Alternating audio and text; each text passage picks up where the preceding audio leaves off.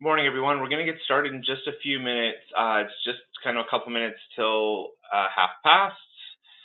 So we'll give people a few more minutes. We're still missing one of our leaders as well. She's still jumping in yet, so just hang tight. For those of you that are just on the phone, I can see if you're not also logged into the system, you are going to struggle this morning with this presentation because there are PowerPoint slides, and we are going to be making use of the hands up and chat function. So if you can find your way to a computer or log in on your mobile device, this software is friendly with phone, both Android and iPhone, tablets, the works. So if you're not logged in through a computer or other video device, you're going to want to find one because there's lots of interactive components and you're going to need your device to do that. So just hang tight. You were muted on entry, so that should be good. So give us a couple minutes and we'll get going.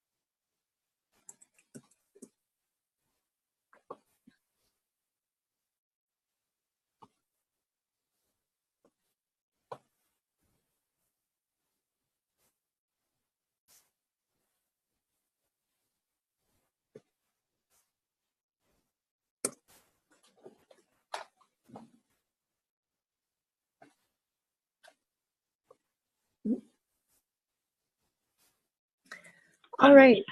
I think we probably have everybody that we'll have just to get started. This is Alana Evers speaking, by the way. So shall we? Yeah. People can just join in if they're a little bit late. That's no problem, obviously. So good morning, everybody. So as I said, my name's Alana Evers, and we're very happy. A bunch of us today actually are very happy to be able to present to you a little bit of some LARE preparation materials. And this is a coordinated effort between the AALA, BCSLA, and then OLA as well. So basically, the people that are going to be going through the questions here are myself and Trish Clark and Mark Hilmer, and we'll get to them in a second. But yeah, we're going to go through a little bit of hopefully I can move my PowerPoint. There we go. So we're going to go through a brief introduction of what the presentation's all about here. And please bear with us if we're a little bit disjointed on some of the things here, because we're running through this for the first time in terms of the full presentation. So we're trying to figure out who sees what and how we can be most helpful. So what we'll talk about today is a very quick technical introduction of how we're going to use this web application. We'll go through our presenter introductions, also very brief. And then we'll talk about a brief review of the LARE process, because we don't really know where everybody is at in terms of what you know.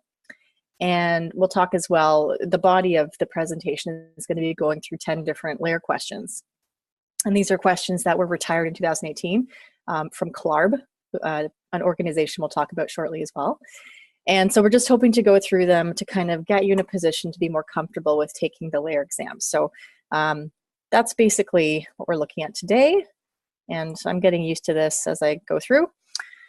So in terms of the technical introduction, and feel free, team, to jump in at any point here. We have a chat function and there's a raise hand function. So you can use either. We have Trish and Mark who are going to monitor both of those functions. So if you have a question, you can ask a question. If you just want to mention something in a chat function, use that as well. And what we're hoping for this to be is to be a pretty active engagement. So I think there are about 30 of us now, which is great. It's a good size. Feel free, don't worry about interrupting. We want it to be active and easy for you to interact with us. And just for ease of understanding, Mark and Trish are going to filter the questions that come in and they're going to read them to us, or they'll present to us. So that way we're a bit more organized in our communication. And don't worry, if we're going too fast, if we're going too slow, feel free to give that feedback as well, because it'll be more effective. We're really all here for you, and we want this to be as educational and as useful as possible. So feel free to give us your feedback either on live or after the presentation as well.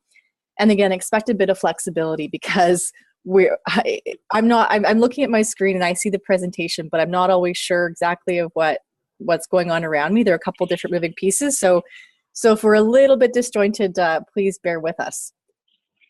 Just before we jump any further, Alana, just a couple quick things. It's Todd from Alberta. Just a couple quick reminders. If you're having technical problems and you need technical support, you can direct chat me and I will see if I can help you without disrupting the flow of the presentation. The other thing is, just so everyone, you should have been notified when you came in, but just so you're all clear, this is being recorded and we will be sharing it publicly. So just so you understand what's locked in, any video that you share, the PowerPoint presentation, anything audio will record. The chat functions do not record. So anything typed in the chat window is not recorded, just so you know what isn't part of that presentation. Other than that, I'm stepping out of the way, and have a great morning, like I say, but I will be here. So if you need something, direct chat me, please. Great. Thanks very much, Todd. Todd's been a bit of a guru on this format for us, so we're very grateful to have him on hand. And yes, all well said. So without further ado, let's talk about who's presenting. So I'll hand it over briefly to Mark Hilmer. Okay, good morning, everyone. My name is Mark Hilmer. I am one of the associate member representatives on OALA Council, and Trish is my counterpart. I have been on council for about a year now, and Trish about 2 years. And Trish has actually completed her full membership. So she has passed all of the exams and completed her PDP and all the requirements. So she'll be able to maybe provide a little more insight into the later exams. I've currently passed 2 of them. And together, her and I have hosted some information sessions for these exams for our actual OALA associate members. So we're going to try to help Alana answer some questions for you. And then I don't know if Trish wants to say anything. No, She's on here too. Well. Yeah, like Mark said, I finished 4 of my exams already, so thankful for that. Congrats. So thank you. Yeah, so hopefully I can help answer some questions you might have. But yeah, I'm also an associate rep on the OALA Council, so that's kind of me. And I should note too, these 2 are presenting from a background of being recent test takers, for lack of a better word. The content is very similar to what I would have taken, but because I came through this program a little bit earlier, I haven't done the same 4 exams. When they did the LARE exams, there were 5, and some of them were graphic that were done by hand, so it's different. So they're really the experts when it comes to taking the newer version since 2017. So they're a fantastic resource. So that's us. Then there's me, as you know about. Don't need to spend much time here. I'm a landscape architect. I work for the city of Mississauga. I'm a project manager there, and I have experience in a bunch of different sectors. So if you have any questions, happy to answer them. But really, this is all about the LARE exam. So I'll leave this to our associate representatives to kind of go through the first part here, the LARE process and CLARB. Okay, so as you are hopefully aware, the LARE exams are administered by a council of landscape architectural registration boards called L.A.R.E, and they're an international body. So they administer exams for both the United States and Canada. And so in order to take the exam, you actually have to sign up for what's called a council record with L.A.R.E on their website. And they actually keep track of your score and report it back to your governing body. So it's important that if you are new to this process and you haven't signed up for an exam yet, you go in and create your council record. And unfortunately, there's a cost associated with that. And everything that you see through L.A.R.E, every fee is in American dollars, so keep that in mind as well. And your council record, you have to renew every year. And so it is within your best interest to pass the exams as quickly as you can. And the next slide, we'll talk about the actual... I have to click on my screen every time before I advance. Okay, so the actual exams themselves, there are 4 of them, as Alana alluded to. Section 1 covers project and construction management. Section 2 is about site inventory and analysis. Section 3 is general site design and sort of master planning. And then Section 4 is technical. It's about grading and drainage and construction documentation. And I'll just say that I started writing with Section 1 and 2, but I started writing these exams after having worked for roughly 6 years. So some of these exams will be easier for you depending on what order you write them in and how much experience you have professionally. Traditionally, I think Section 2 is probably the easiest one to pass if you are a recent graduate. Section 1 contains a lot of very specific sort of nomenclature and a lot of information about contracts. So if you're not really familiar with that or the process of obtaining work or how a project really flows, then that one might be difficult for you right out of school. But but I mean, they're all definitely passable with proper studying. And then, so section 1 and 2 are both mainly multiple choice questions. And some of them are sort of select all that apply, or select one, and typically the question will tell you specifically how many selections you have to make, so it's not completely blind. And then sections 3 and 4 are the longer, more graphic exams. And sorry to interrupt here, Mark. I'm just totally remiss. I didn't mention that Ingrid Little, the OALA's registrar, is also on this, and she's been essential in putting this together too. So Ingrid, would you be able to just kind of give a brief introduction about your role with the OALA? Is she on mute maybe? She is. Now I'm unmuted, sorry. That's okay. Hi to everybody, and thanks, and really thank you to you guys. How we try to, and we've worked with the BCSLA and the AALA this year to try to offer more study sessions to all of the members that are studying for the LARE.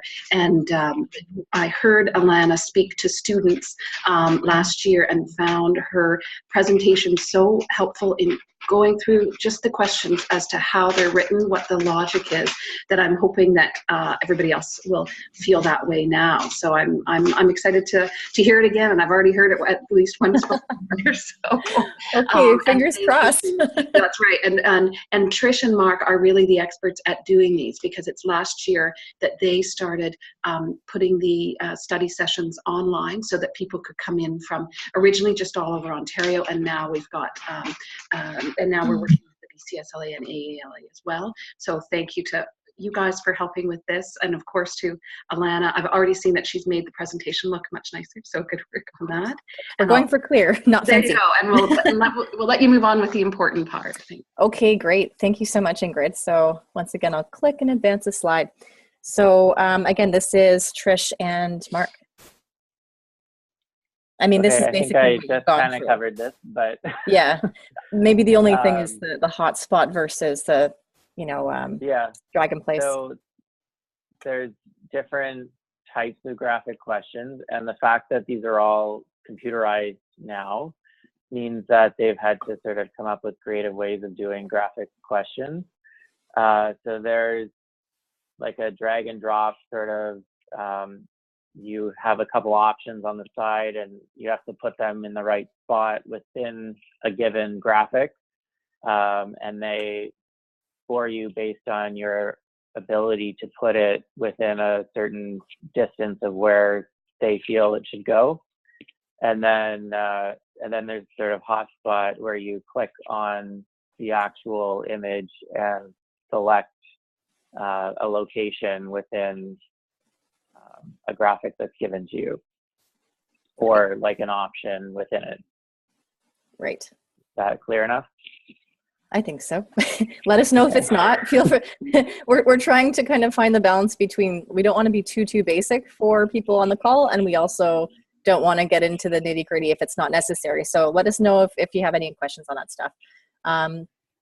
So in terms of the content, go ahead. Yeah, in terms of prepping for your exam, there's a few resources. I would always start with L.A.R.E because they keep the most up-to-date information.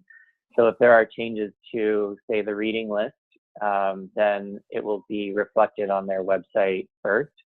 So they have study guides, which are a good place to start. They typically break down each exam and provide you with a list of not only reading material, but then specific topics that are covered by that exam. So, typically, if all the information will be found within the reading list that they provide to you, and some of the books can be quite long, so you'll probably have to prioritize what you study. And the best way that we've found to do that is to take the sort of breakdown of topics and to compare that with the table of contents in a book, and to sort of find directly related sections within the book to read and study rather than just reading cover to cover and hoping that you'll retain the correct information. And then beyond that, you know, we have found there are some external resources beyond L.A.R.E that are helpful. One in particular that I find helpful is some practice exams that are created by L.A.R.E Prep, and you can buy those for up to 90 days, and I think they're like $25 per practice exam. But they actually format the practice exam to look exactly the same as it will look in the testing center.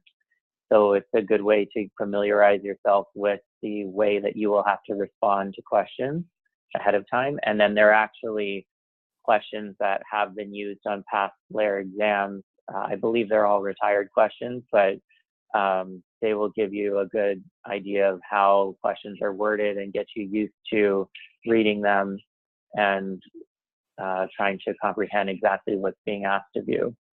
And then beyond that, like study sessions with colleagues. At OALA in Ontario, we have a Google group where we exchange information, ask each other questions. So that might be a helpful tool if one does not already exist in BCSLA or AALA. But really, at the end of the day, taking the time to giving yourself enough time to study is probably the best advice we can give you. Yeah. So again, this is kind of what Mark has sort of already mentioned. These are different ways that you can prepare. We always encourage people to work with groups too, like, you know how you study, so figure out what works for you, but lots of resources to be found with your peers and colleagues.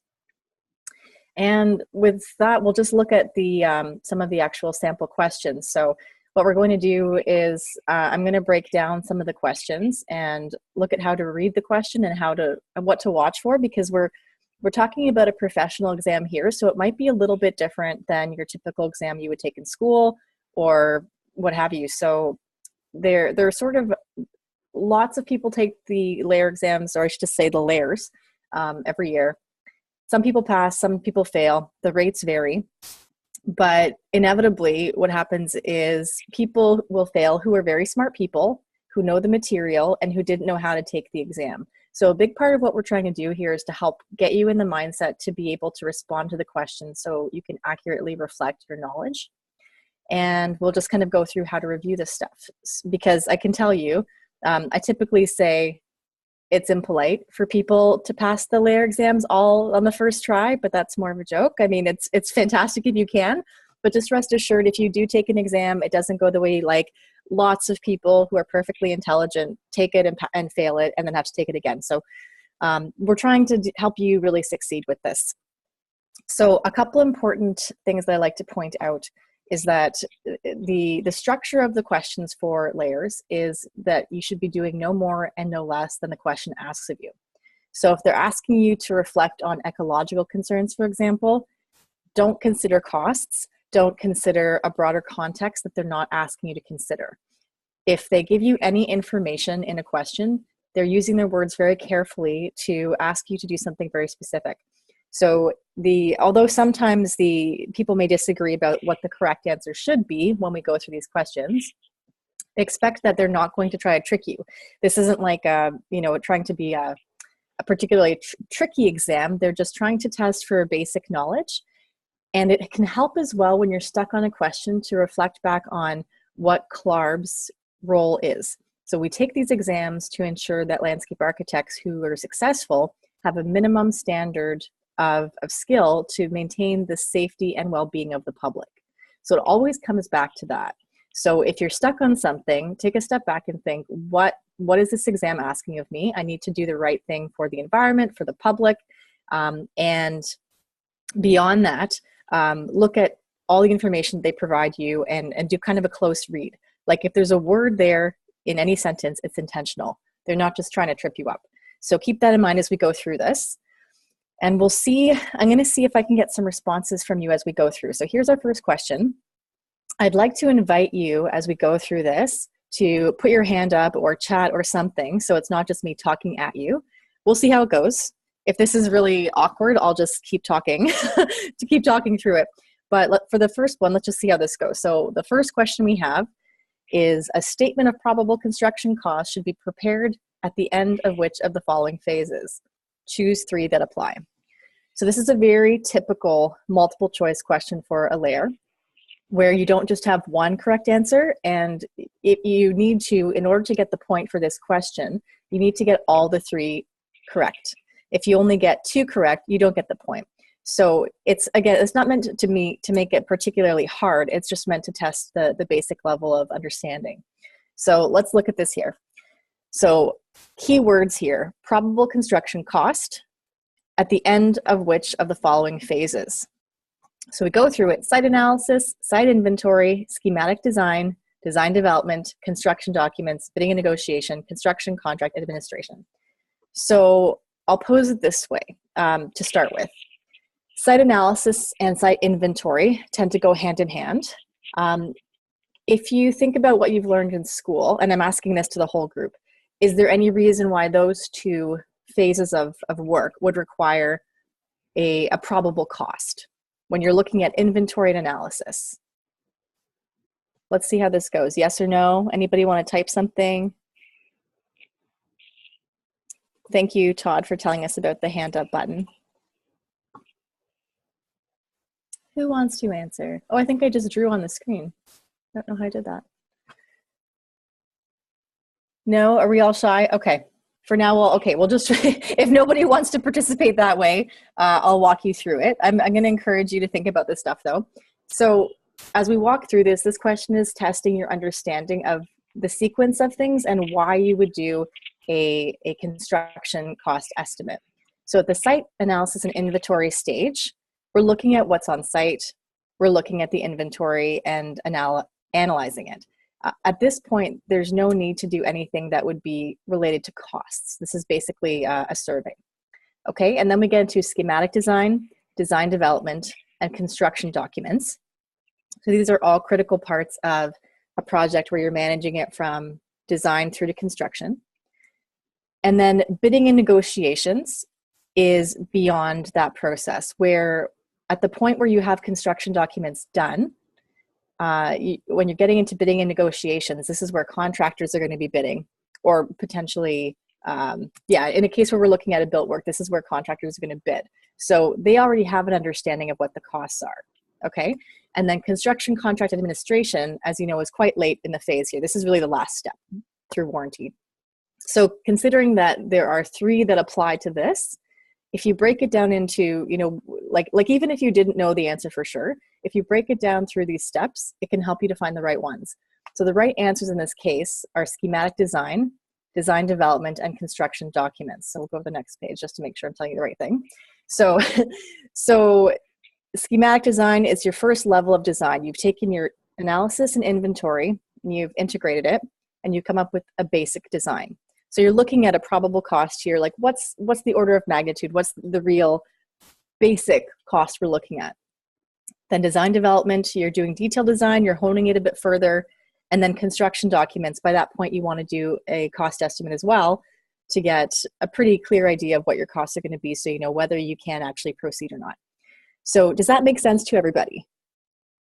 Because with this, we're open to any kind of debate on this, because what typically happens when we've presented this to students is we kind of walk through it and say, some of the questions we're not always comfortable with or the right answers, but does this make sense? Are people following this? Hands up? No? All right, I'll just move on. Okay, so the next question. People are saying it makes People sense. in the We're chat using say yes. Oh, okay. That's wonderful because, oh, here we go. I see. Thanks, guys. Thank you so much. So that, having that up actually just really helps. So I know that I'm not talking to a dead room. So the following, number 2, are most likely included in an initial design budget. So some keywords here. The most likely can be frustrating because you're like, well, any of these can be included, but what's most likely? Like, what are the most critical to include in this design budget? The other word, as I'm doing a close read of this question, is initial. So this isn't like we're getting into super detail on this budget. We're looking at the sort of the basic, the beginning phases in an initial design budget. So this one tends to be a really tricky one, and sometimes other professionals I've talked with on this one, we tend to kind of disagree on this at points, but it's an example of how you want to be able to target your studying to kind of be in this LARE world, where in reality, people work in academics, they work in public, private, all kinds of different sectors, and we come with different perspectives that come from that. So for me, for example, as someone who works for a municipality, profit, number one, is not something that I'm really thinking about when I'm doing a cost estimate. I'm trying to be efficient with municipal money. I'm not trying to make a profit. Whereas when you look at the full project from the point of someone who's a consultant, of course they have to have a profit embedded in this. So you kind of have to put aside those different lenses and look at it from the bigger picture, assuming there is a project where there's a client or an owner and someone who's consulting doing the work, and use that broader vision to look at this. So any guesses here? So most likely to be included, and don't worry, like the chat's not recorded, so if you get it wrong, nobody cares. Don't worry about it. I'm just hoping to foster discussion. So what are most likely included? So we have profit first. Okay, great. Nice. Okay, Darren's got the first three. That's good. Profit, staff time, direct costs. And what's the fourth one? This is a tricky one kind of, but construction labor costs, additional labor services costs, construction materials cost. There are a couple of things here that I'll point out. So going back to the way it's worded, nice. Way to go, Darren. Good job. So first three plus consultant costs. Oops. Yeah, so that's correct. And so the reason that this is the correct, or a way to find out why this is the correct answer, is when we get into the bottom three that are not part of the correct answer. Construction materials cost, that's really more about what unit prices are. You know, you're looking at, that fits into the category of direct costs. That's what the project's going to cost, like the hard stuff. Additional services, like while you can include a contingency in your project, and you ought to do that, additional services are not something that you're going to budget for outside of a contingency. So that's really a red herring. And construction labor costs, it's the same thing. Like I think you can see how they're trying to divide the category up into smaller pieces, like construction labor costs, construction materials costs, to get a sense of whether you understand the broader scope. So profit, staff time, direct costs, consultant costs. I find this one a bit of a tough question, but there you have it. So here's looking at kind of a more regional perspective on the question. Which of the following are essential considerations for the management of a park and ecotourism project with respect to natural resources? Choose two that apply. So we're looking at essential considerations. It may sound really basic, but I'm encouraging you still to break the wording down really clearly so you know exactly what they want. So they have to be essential, not non-essential, for the management of a park and ecotourism project. And this is really the critical part here, with respect to natural resources. So this is not with respect to profit, not with respect to a context beyond this property, nothing like that. So to apply here. So we have transportation systems, fragmentation of habitats, human demands on the ecosystem, and the species of plants to be planted around new structures. So any guesses here? I have faith in you. Okay, Rachel, you got 2 and 3. Nice. Yeah. Oh, look at you guys go. We're just filling up with 2 and 3. Yeah. So you guys are right. Oh, did I not do it? Oh, I didn't change. That's my mistake. My apologies. I meant to change the number 2 and number 3 to check marks. But yes. So sounds like everybody's getting that pretty well, but you're doing it correctly, because we don't care about, oops, sorry, wrong slide. We don't care about transportation systems in this. Oh, I did it right. Good. We don't care about transportation systems in this question. With respect to natural resources, fragmentation affects them. Human demands on the ecosystem will affect them. And the species of plants to be planted around new structures is not really important, because that's beyond what they're looking for. It's really about the larger impacts of what are going to be affecting the natural resources. So well done, guys. On 4, What are the primary purposes of arterial streets? Choose two that apply. So serve as the link between local streets, move as much traffic as efficiently as possible, serve through traffic traveling relatively long distances. Alana, I think we have a question.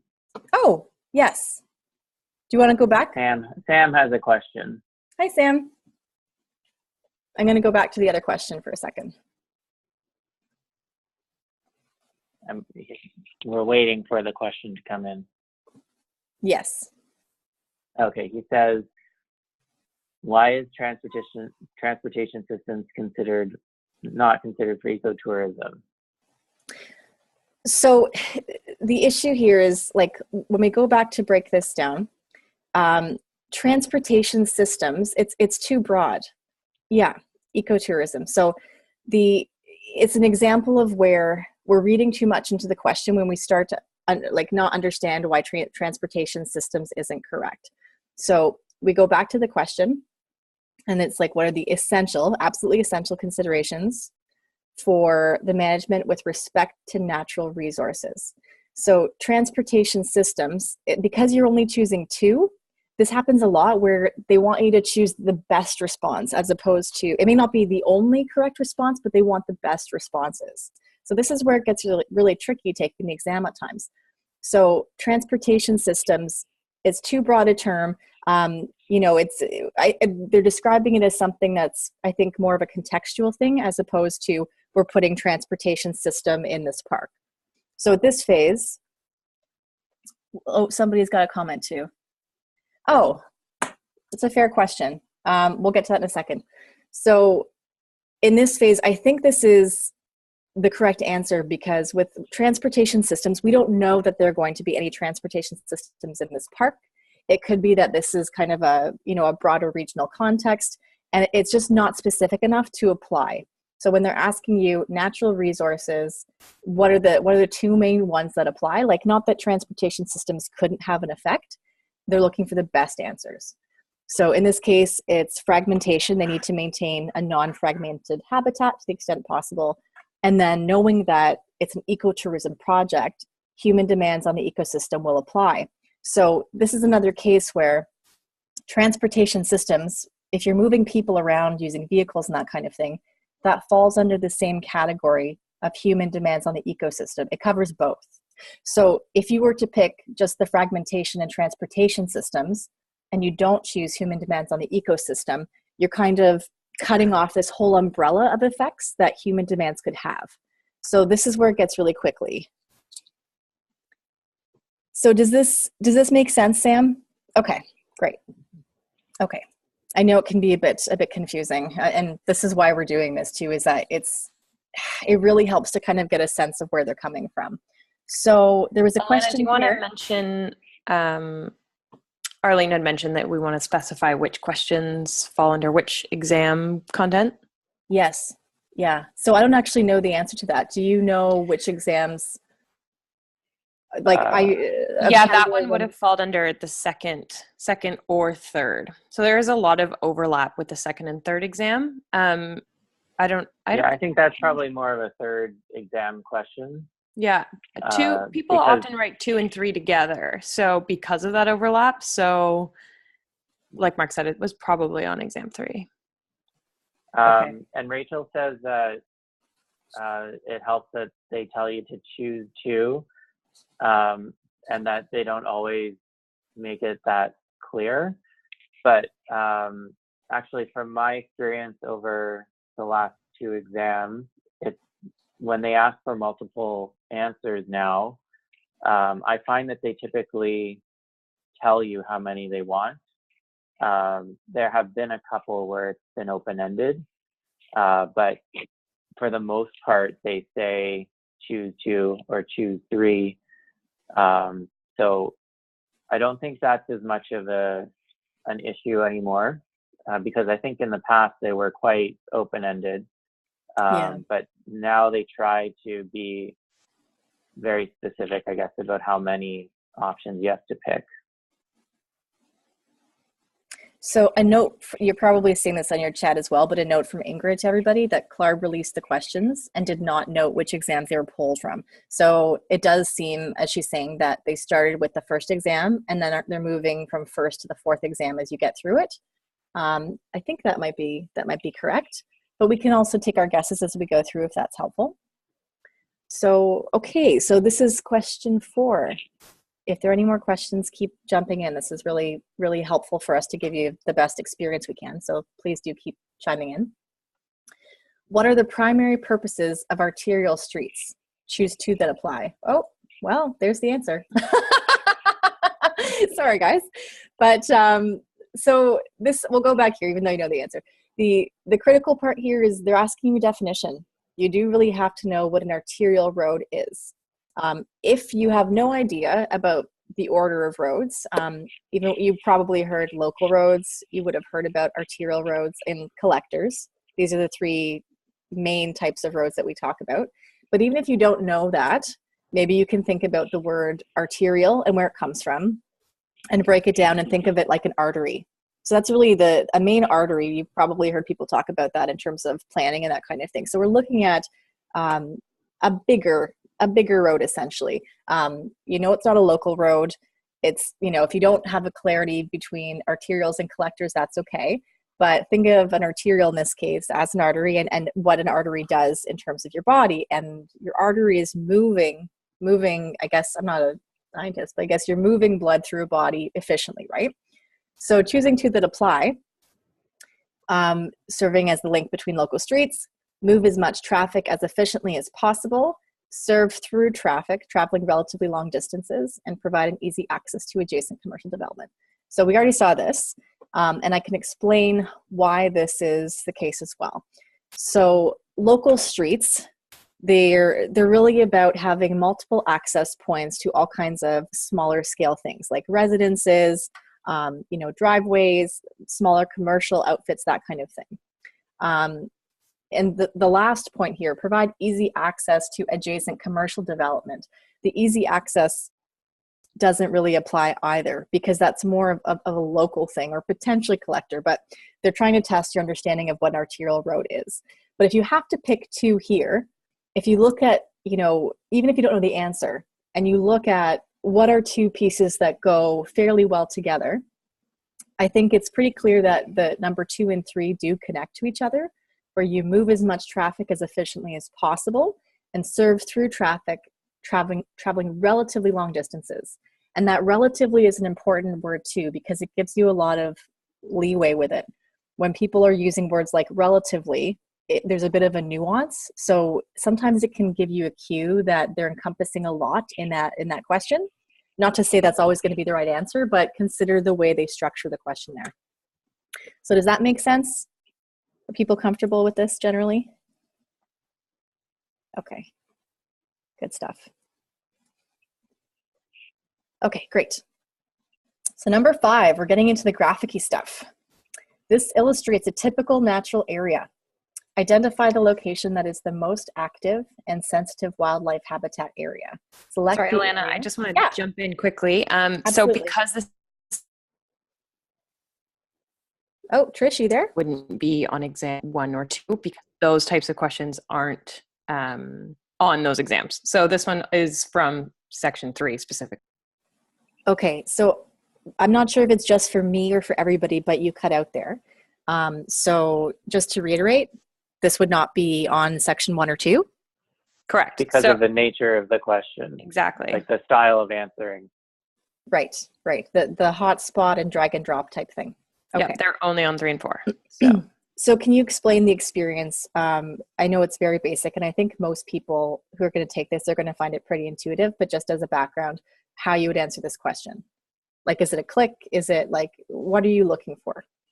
Yeah. So I don't know, again, we don't know how many of you have actually written an exam prior to this. When you first sit down in the testing center, there's a 15-minute intro on how to take the exam and how the exhibits boxes work, how the comments work, the calculator, all that kind of stuff. That's also on the L.A.R.E YouTube page. So it's the same video. But this one specifically you just click, and as soon as you click, which when Alana shows the answer, you'll see, it's a little red X, and then you can click anywhere again, and a new red X will appear. So that one will delete, and then a new one will replace it. Great. Okay, thanks for that. So yes, we have a preliminary guess that is correct on this.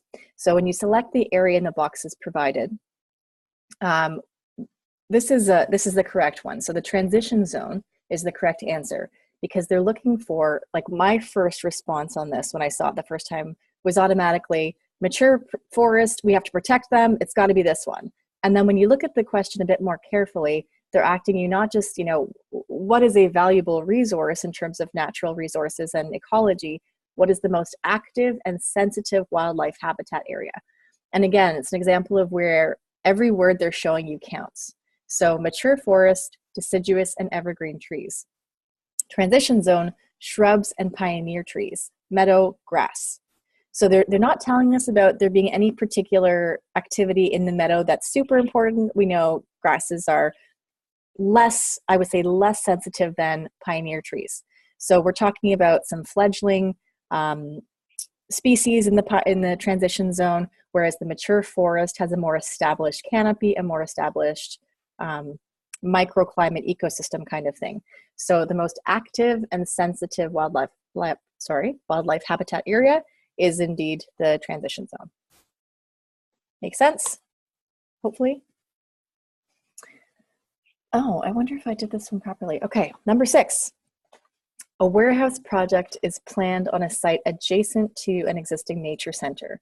Which plan minimizes impact to the nature center and environmental features? Select the plan. So again, we're getting into graphic stuff. So this is it's not a trick per se, but they're looking at you to make an informed decision. So it's not about you know, which plan has 0 impacts, but which one minimizes impacts.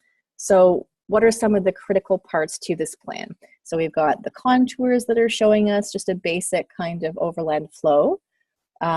We have an existing tree line shown, a property line, and a nature center. So we've got this warehouse coming in. We know the nature center is existing, so that's not moving anywhere. How do we minimize impacts to the nature center and environmental features? So looking at this really basically, like, what are some observations that you first note? If you think it's an easy, I think this one's a pretty easy question, because it comes down to just a basic, like, what has the least impact? So we're minimizing impact to the nature center and environmental features. So, okay, so interesting. So we have somebody saying right one and somebody saying left one. So what are the arguments for either? Doesn't have to be a long explanation, but if you can, I'm curious. So why is the right one or why is the left one? Okay, contours, interesting. So the left, on the one hand, people are saying left, least impact to contours, which is correct. Yeah, not cutting into the steep, I'm gonna move this chat so I can see it. Not cutting into the steep contours, yeah. Also because no one wants to see the warehouse, true, exactly. So the correct answer is the left. And I mean, when at a really basic level, when you look at this and you're looking for minimal impact, just look at the actual extent of the footprint of the loading and warehouse area on either side. If you were to draw a circle or a bubble around the loading and warehouse on the left side, it's much smaller than what you have on the right side. So we're looking at the left one being able to be a little bit, have a less of a visual impact from the nature center. It's further away. It's not directly across from it. On the right, it's just more of a spreading, sprawly situation where there's more impact on a grade where we know that there's a bit of a slope here, and just a greater footprint. So here's an interesting question. This comes up too. So Rachel is saying, isn't the left one actually cutting into the steeper contours though? And yes, it is. You're right. It's cutting into steeper contours. And if you look carefully, I don't know if this is intentional or not, but on the left one, the loading area actually has the smallest of sort of, what would you call it? Like it's poking right into the tree line just a little bit. So this was a tricky one when we talked to the students at U of T, because you kind of wonder, are they trying to trick me? Because we shouldn't be infringing on the tree line. But again, this is a case where they're asking you to have a nuanced approach to how you answer it. So there's the smallest of infringements into the tree line. We are looking at a steeper contour, but all else being equal, is it better to have that situation or to have 2 warehouses, 2 loading docks, much more road, much more space taken up, and a greater proximity to the nature center? So that's what they're going for. So hopefully that makes sense, Rachel. Does that kind of explain a little bit better?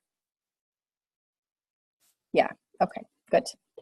Okay, so that's where they're coming from. So they're asking you to look at all the information, to read through, and it's always the best answer, not necessarily the perfect answer, but which in this case is causing the least amount of damage, the least amount of impact. Okay, number 7, we got some rendering, which is kind of nice for change. A software company will be constructing a new building for their offices on the site shown below. The new building will be a 2-story structure with windows on all sides. So right away, that's telling you that there will be views on every side out of this new building, and it's 2-story. Zelkova Avenue is a 2-lane collector, again, a type of road. Whether or not you know what that means, you will after this call. The collector is kind of the middle ground between an arterial and a local road. So they're describing it a bit though here. So Zelkova Avenue is a 2-lane collector with wide shoulders. So they're not just saying that for no reason. They're telling you that there's a fair amount of real estate given to this road. So it's a wide road. The company has requested a preliminary concept plan to inform more specific design. Where should the site elements be placed? So this is where you're going to drag the site elements on the left into the right-hand boxes. And this is going to be tough for anybody that's only on a phone call and not seeing the visual, but hopefully there can be some benefit to you in this too.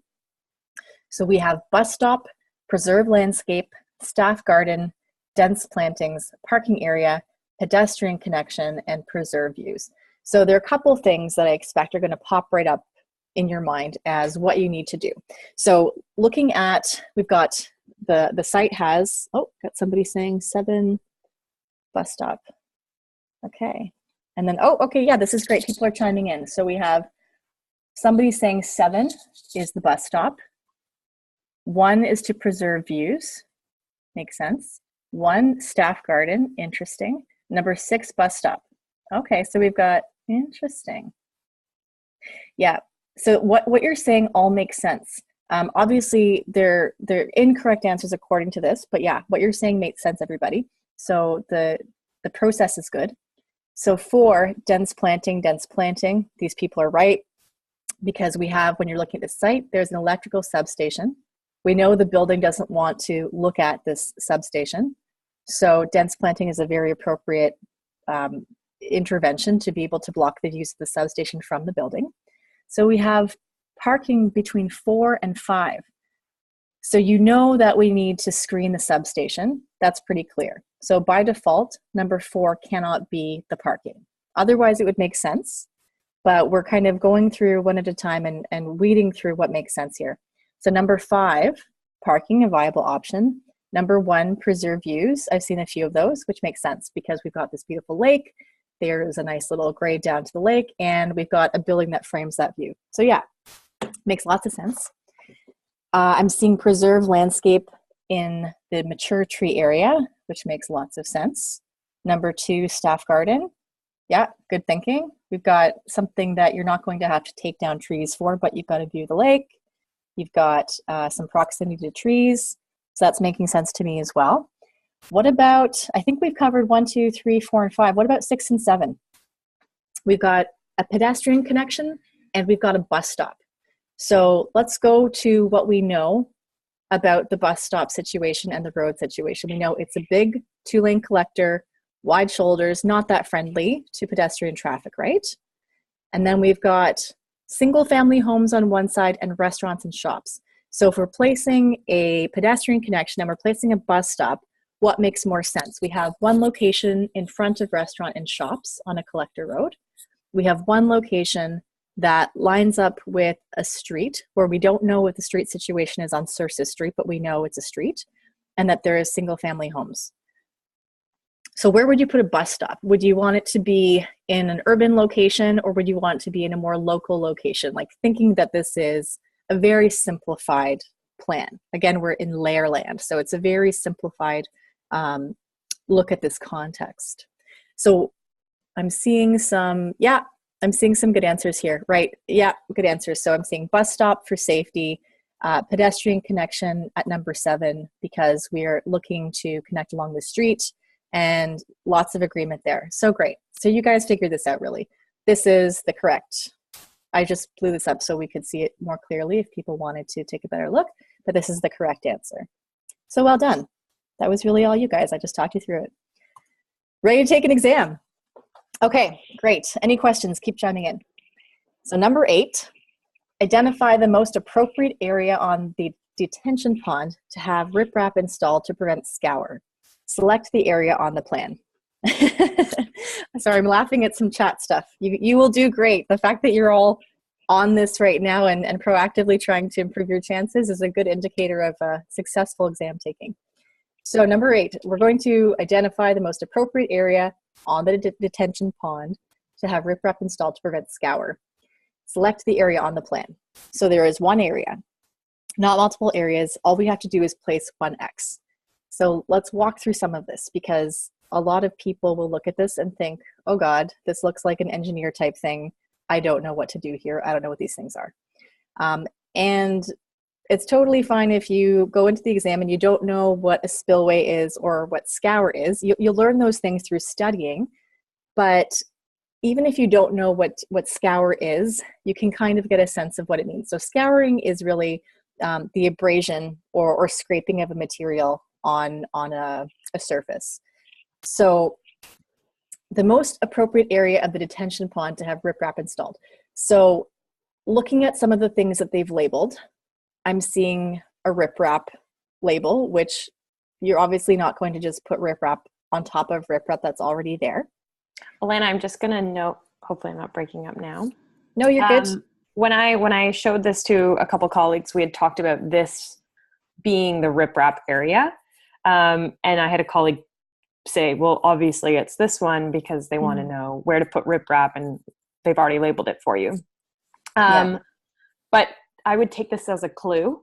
Like Alana said, if you don't know what scour is, but you see where they've installed the riprap in this situation, I would say that that's a really key indicator and a very big clue on where you might want riprap to prevent scour.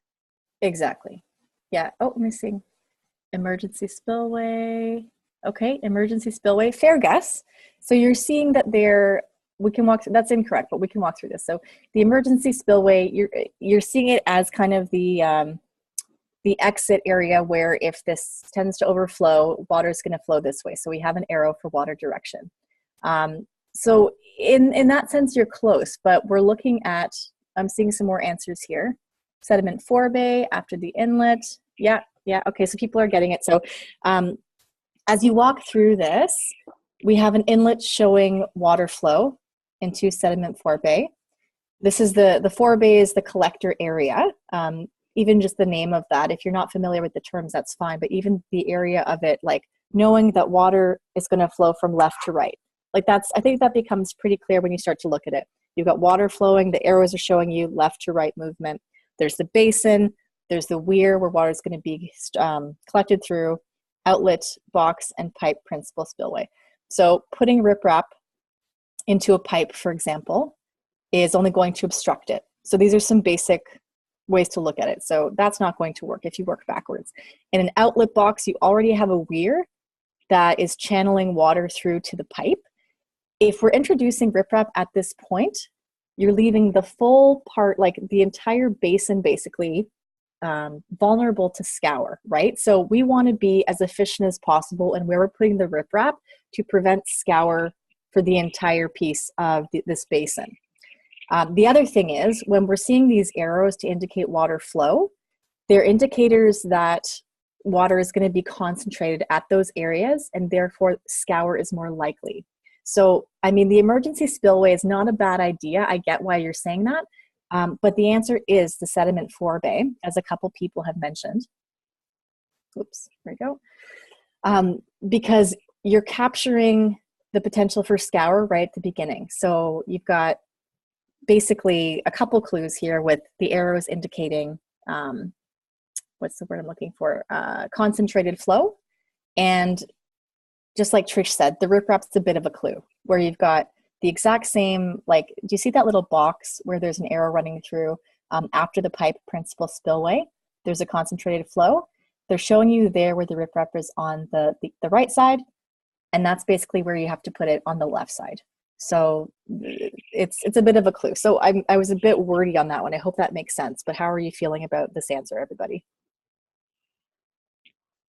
The other thing is they're asking you to place it in the most appropriate area. So Yes. like the spillway is an emergency spillway where it's only really used in the event that the pond is overflowing. So it's an emergency. So the likelihood that the water coming out of there is even coming out of there, for one, is pretty low. And then if it is, you have much bigger issues than riprap is going to save at that point. So that's more of a, like, that's a last minute effort to try to not cause additional damage to the surrounding area if there is an overflow of the pond. Yes. So absolutely. That would, the fact that it's emergency should tell you that it's not something that's going to be used very often. So your focus should go somewhere else on the plan. Yeah. I also want to note that this. Oh, you're breaking up again, Trish. Shown exam. Oh, I keep getting this little message saying my internet's unstable. Yeah, can you hear me now? Just try again. If you don't mind, we missed the first part. Yeah, I was just going to say this diagram is shown heavily on exam 4. So it shows up a few times. Okay, good tip. Good to know. I think part of it, I mean, I think they want you to be able, I mean, I'm not sure, this is just the way I feel about it, but I think part of it is they want you to look at it and oopsies. And if you're like, oh God, there's something engineering looking here, and you know, you freak out, you're not going to get it. Whereas if you think like, they're not putting this in here to trip me up, like I can logically deduce the answer from what they're showing me, you know, don't panic. You got it. There's also a question that says, I thought sediment forebay needs bigger stones than riprap. And that's possible. I mean, like I wouldn't say that I know enough to say we need bigger stones in this case, but again, here's an example where too much. Yeah, like you might be entirely right, but they're trying to give you, yeah, and again, like in some cases, emergency spillway is usually covered with riprap. So it goes back to the same thing where they're asking for the best answer, the most appropriate. It may not be the only appropriate answer, and it may not be a perfect answer, but it's like they're trying to get you to use your powers of deduction to do what is the best case scenario. So this person's who's chiming in, I think it's Skim or SKIM, I don't know, but what you're saying makes perfect sense, that sediment forebay could need bigger stones than riprap, that the emergency spillway usually is covered with riprap. And that's, in an event like this, that's what we mean, where you kind of have to put aside the context. Like it can be helpful to have some years of background in the industry, and at times it can be unhelpful because, you know, in this case, you're looking at more than the question is asking you to answer. And while it's great in the long term that you have that knowledge to answer the question successfully, it may not help you to reflect on that context. So this is why it can be a pain, but you've got to break it down, look at exactly what they're asking you, and target the question that way. But good point. It sounds like we could all learn some things about detention and retention from you. So number 9, what is the best location to construct a temporary sediment basin that will capture the greatest amount of runoff from the proposed development areas? Select the location on the plan. So we've got 4 red circles. We've got a pretty small area where we're looking at in order to put the best location for temporary sediment basin. So backing up to what we know about this before we even look at the site. Water runs downhill. And what's the purpose of a sediment basin? We're trying to capture the greatest amount of runoff to prevent sediment from entering the stream. Okay, so looking at the context of this site plan, we have some existing trees, we have proposed areas of development on either side, and we have a lake at the bottom with a stream that runs into it. So I like this question because I find it easy once you know what they're asking you. So we know where the development's going.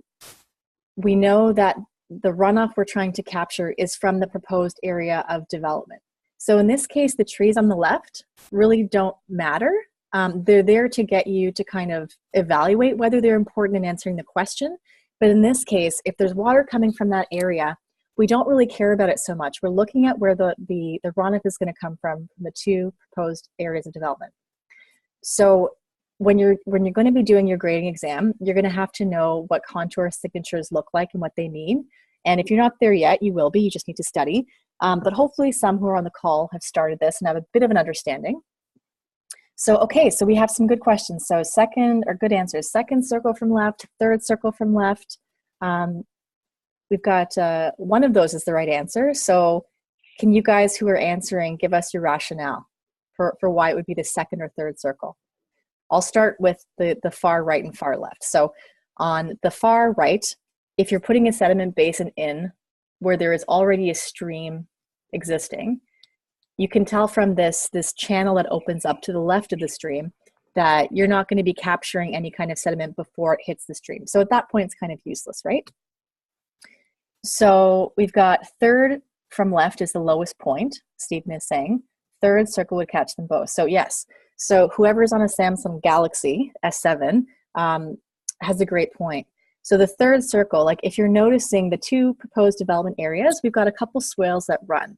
Okay, so looking at a contour signature, it's hard to describe over a computer, but hopefully you can understand this.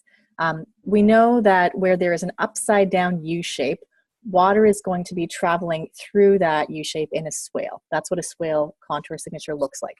So Alana, we can see your mouse. So if you want to hover your mouse over, yeah. Like here? Oh gosh. Yeah. So this is so much easier. Okay, so here we have a swale. That is what a swale looks like. So we know that water is going to run 90 degrees parallel to each of the contours. So we have a swale coming down this way that connects into each of these areas. So really anything from the trees is coming down already.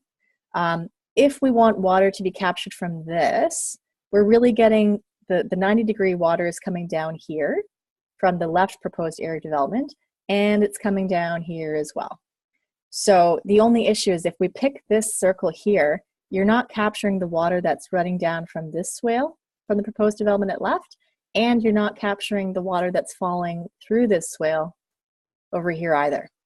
So you're looking at what is the lowest we can go in terms of our contours to capture all the sediment without being in the stream, without being too late to capture it.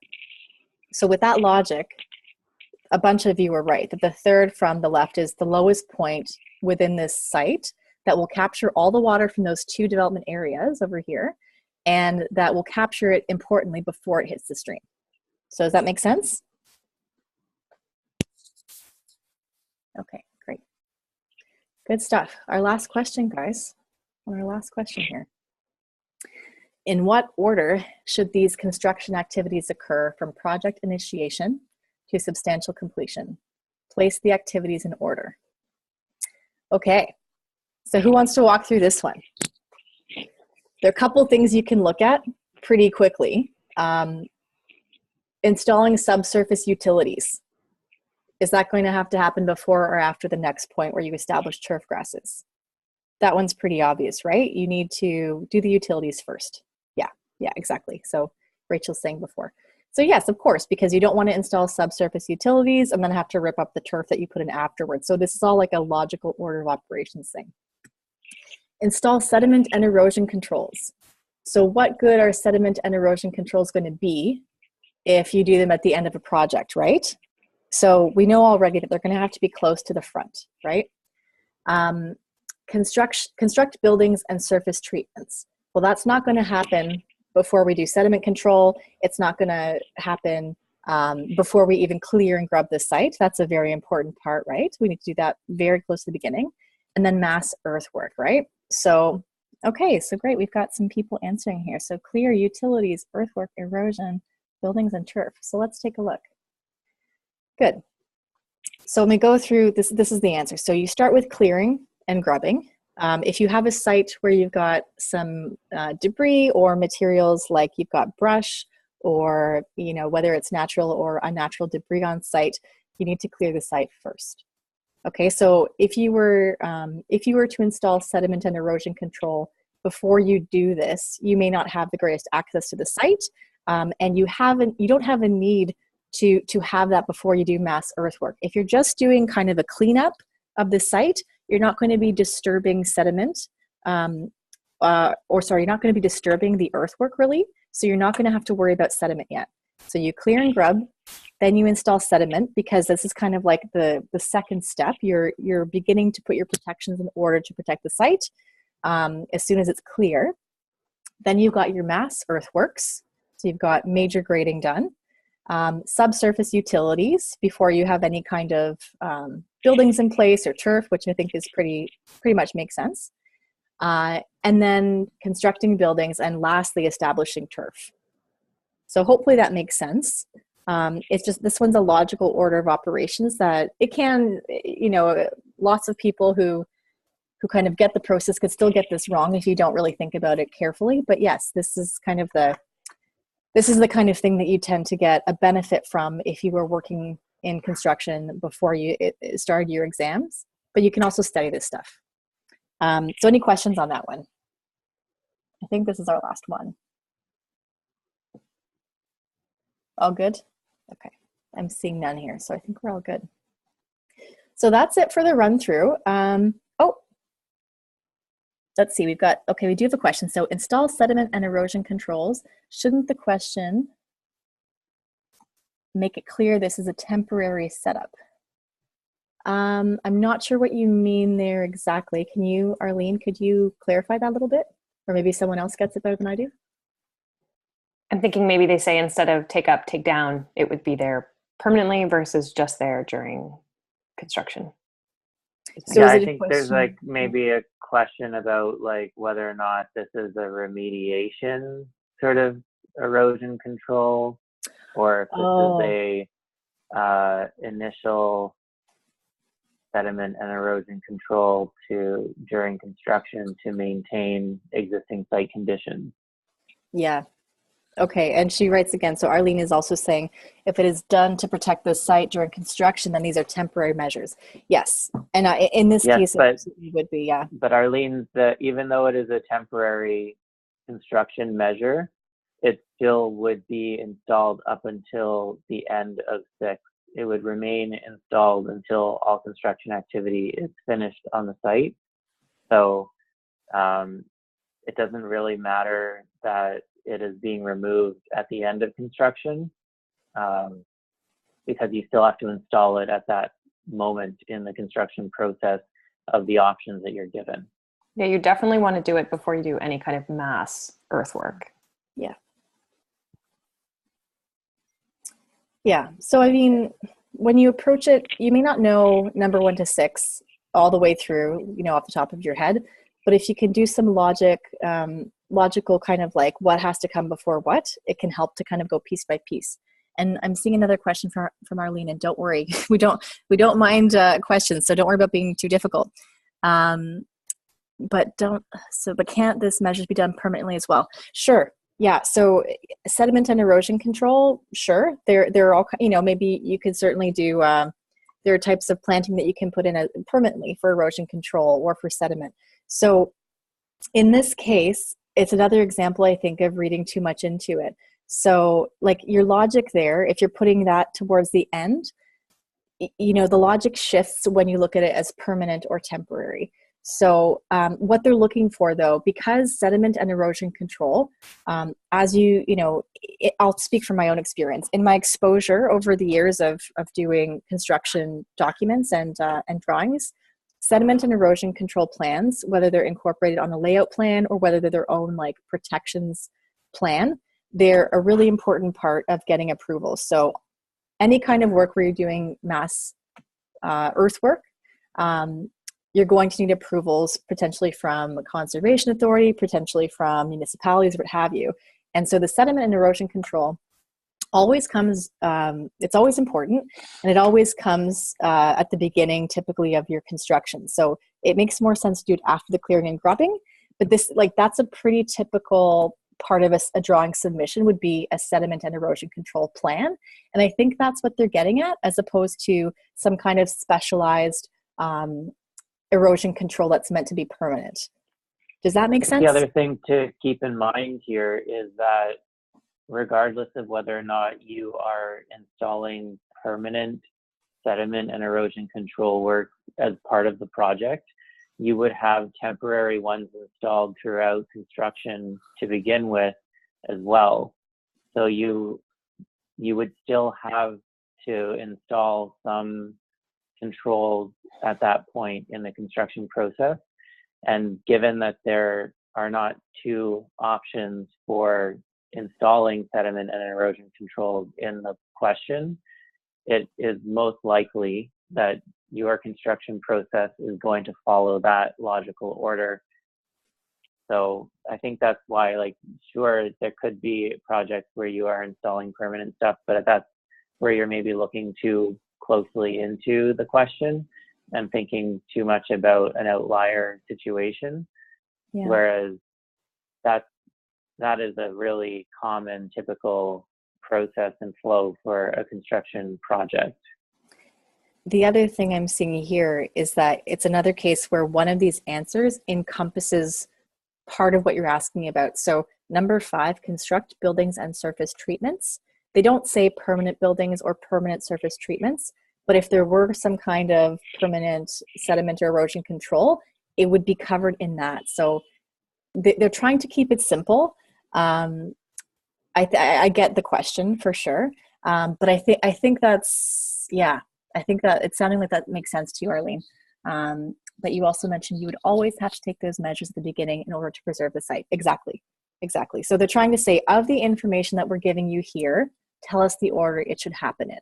So you have to approach it from like, okay, this is what they're giving me. How do I arrange what they're giving me? Not what is possible on site, not what have I done in the past on site, but what are they really trying to get me to say?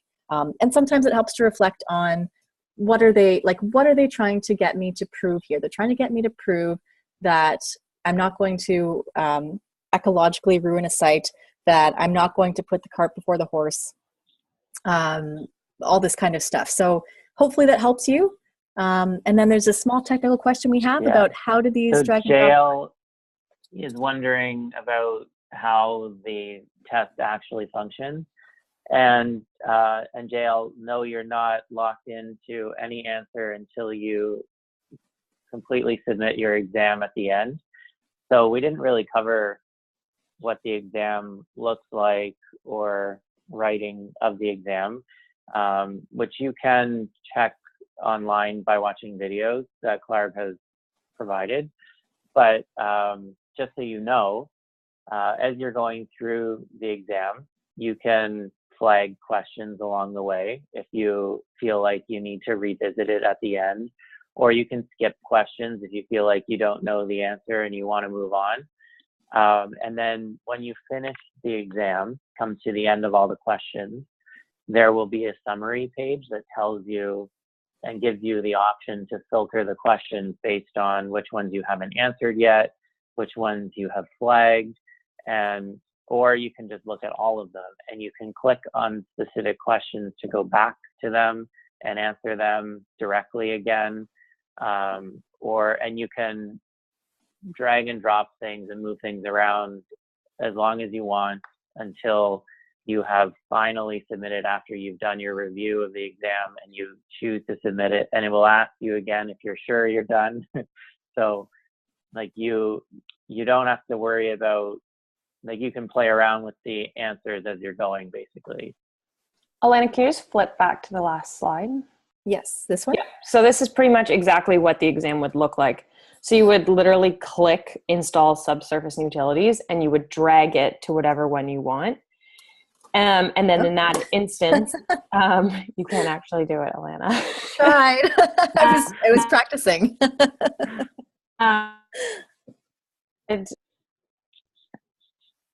Yeah. Oh, so Do you once have you any- start to click and drag it, oh, yeah, you cut out again. So after Okay. I left. yep. So once you click and drag it, it actually disappears from the list, like you're physically moving it onto your screen. So, and then you can shuffle them around and make sure they're fully in the boxes when you're doing it. So The other thing is they have before your actual test starts, I believe it's a half an hour window. So you can interact with some sample questions that are not actually on the exam to kind of figure out how you move your mouse and that kind of thing, correct?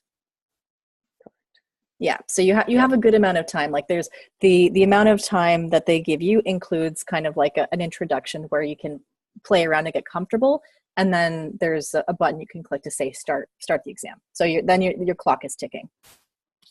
yeah, Although check the L.A.R.E website for the YouTube link, and then it actually shows you that kind of setup and how things work for that. Yeah. And the best thing to do, they say, is when you're going through the multiple choice questions, go through it, go through the entire thing once, answer it the first time, flag as many as you want, and then come back to it. But at least get through and answer everything with your first gut instinct, and then go back and read more closely. And sometimes so you'll find, sorry. I was just going to say, sometimes you'll find questions later in the exam will actually help you answer other questions that you've already answered. Yeah, occasionally. Yeah, so when I did it, I just flagged every question that I felt like I was making a bit of a guess on as I was going through, so that I could review them at the end. And there are some times where other questions later in the exam will specifically clarify a question that came before it. So the other thing I was going to mention, which we didn't cover here since we're talking about actually taking the exam right now, every time you write the exam, there will be some number of test questions, which are questions that L.A.R.E are testing for use in future exams, but are not scored on your exam. So sometimes you get funny questions when you're writing, like say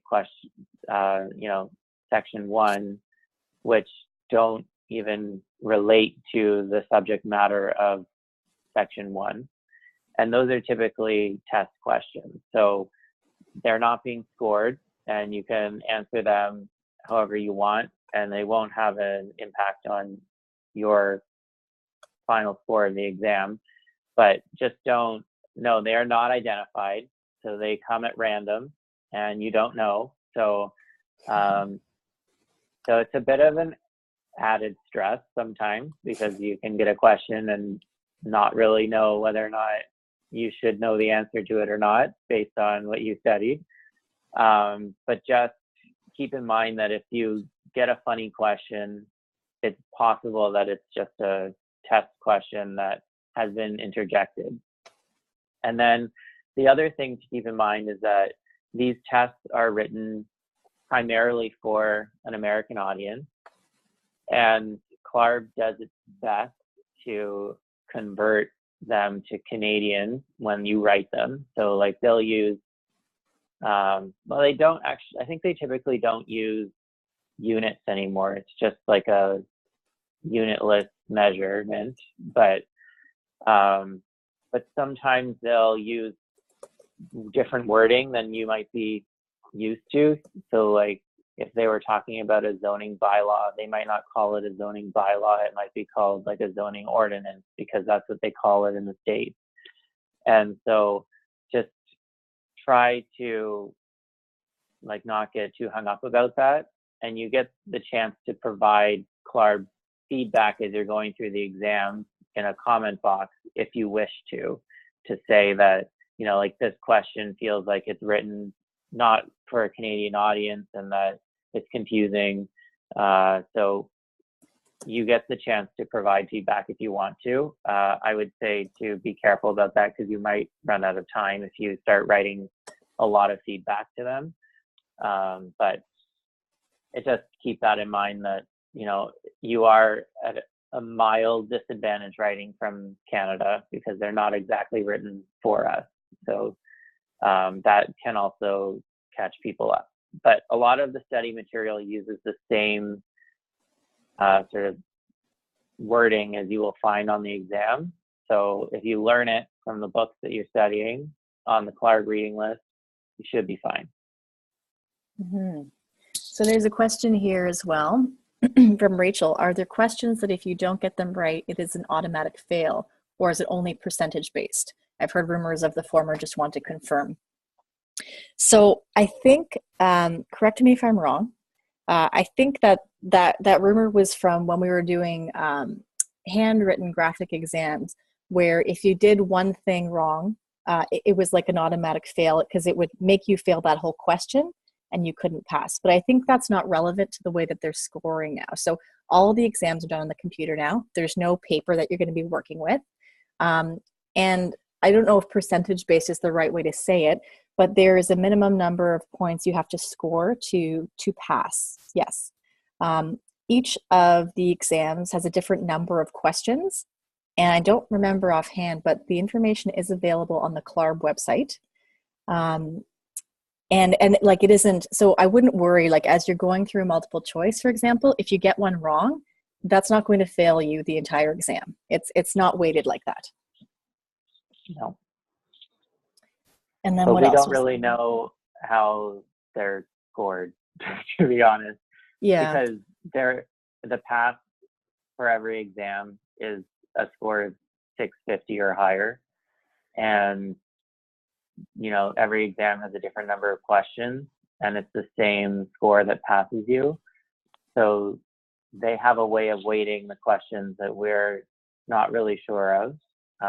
And you won't know what your score is. If you pass, you just get a pass. And if you fail, then you get a score.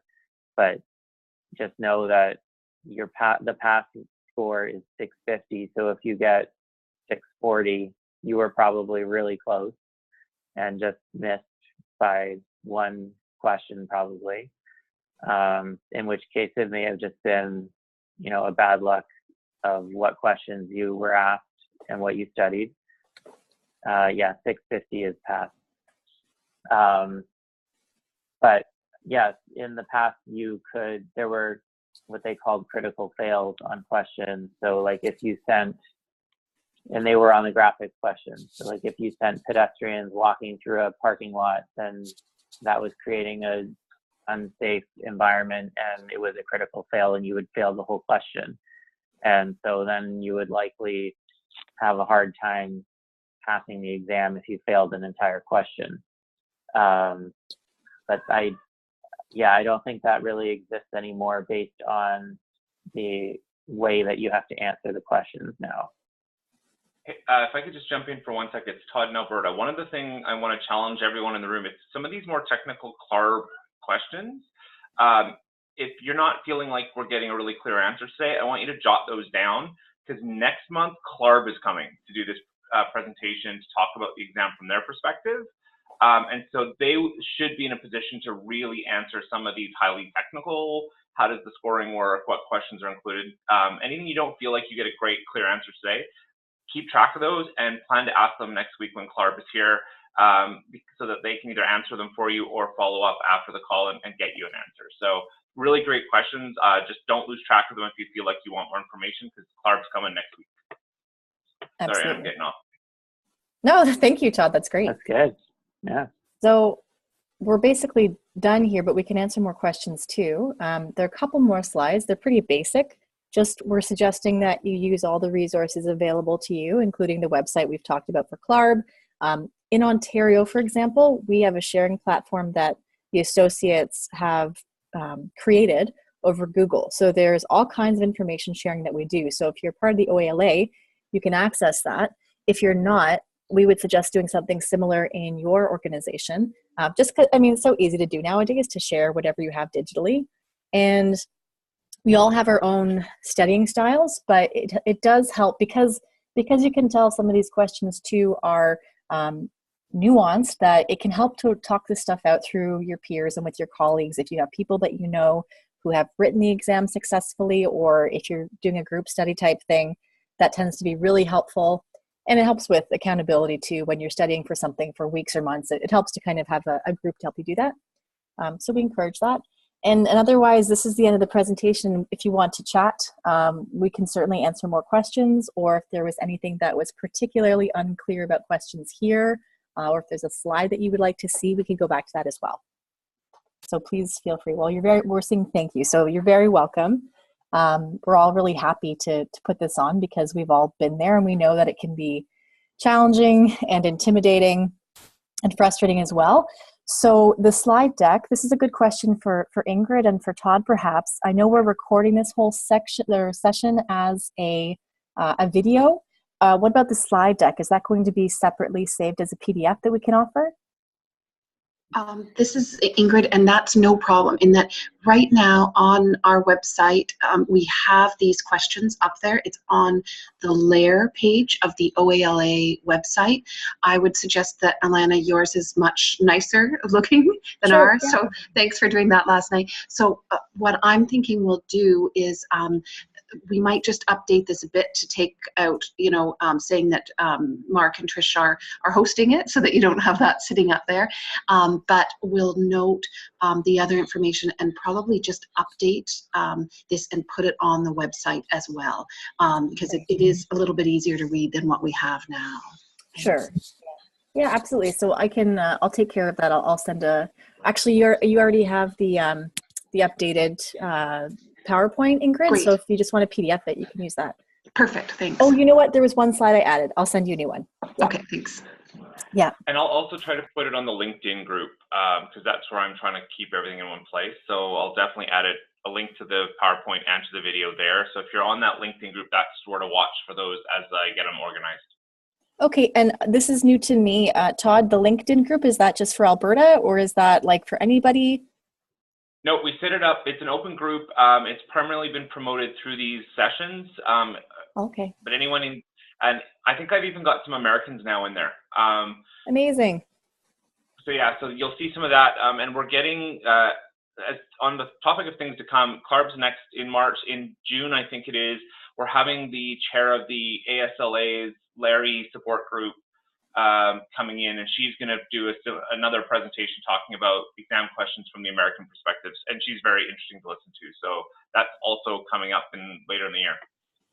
Great. Well, thanks so much, everybody. I think we're seeing a bunch of thank yous, so very much appreciate your feedback here too. Any questions that come forward?